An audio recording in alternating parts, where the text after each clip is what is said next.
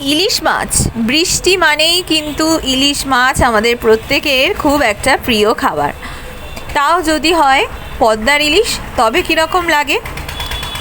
যদিও বাজারে ইলিশ মাছের অনেকটাই দাম, তবুও বাঙালি বলে কথা, একটু কষ্ট করে হলেও সপ্তাহে একদিন খাওয়াই যায়। Welcome to my channel Mampi রান্নাবাটি। আমার চ্যানেলে আমার সকল বন্ধুদের এবং গুরুজনদের ওয়ার্ম ওয়েলকাম এবং সুস্বাগতম।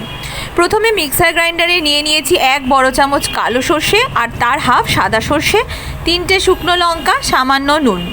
ভালো করে এটাকে জল দিয়ে বেটে নেব। প্রথমে জল ছাড়া, তারপরে জল দিয়ে। যেহেতু আমরা বাড়িতে 3 জন আছি, তাই একবেলার জন্য 3টে পিসই আমরা করি। কড়াইয়ের মধ্যে 3টে মাছ দিয়ে দিয়েছি, 2-3টে কাঁচা লঙ্কা, নুন আর বেটে রাখা সর্ষের মশলাটা, আর দিয়ে দিয়েছি বেশি করে একটু সর্ষের তেল। এটা কিন্তু ভাপা করছি, তাই ইলিশ মাছের ভাপা সাধারণত অনেক সময় আমরা টিফিন বক্সেও করে থাকি, কিন্তু কড়াইতে খুব সুন্দর হয়।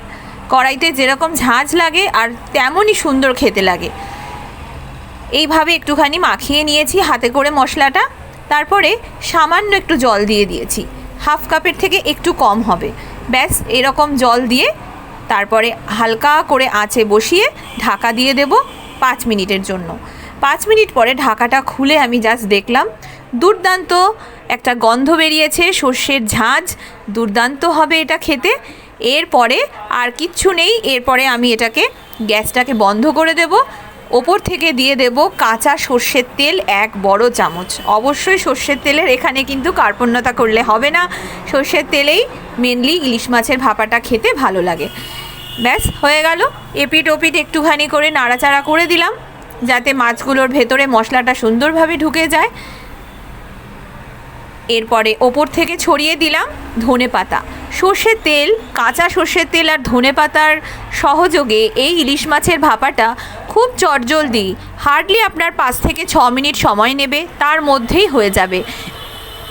গরম গরম ভাতের সাথে এইভাবে ইলিশ মাছের ভাপা একদিন বানিয়ে আমাকে কমেন্ট সেকশানে জানাতে ভুলবেন না। সবাই ভালো থাকবেন।